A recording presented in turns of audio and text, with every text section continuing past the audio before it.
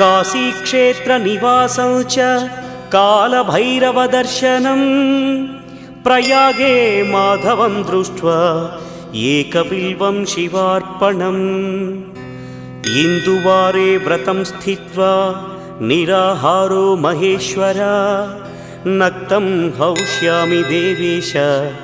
एकबिल्वं शिवार्पणम् रामलिङ्गप्रतिष्ठा च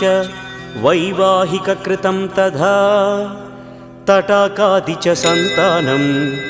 एकबिल्वं शिवार्पणम् अखण्डबिल्वपत्रं च आयुतं शिवपूजनं कृतं नाम सहस्रेण एकबिल्वं शिवार्पणम् उमया सह देवेश नन्दिवाहनमेव च भस्मलेपनः सर्वाङ्गम्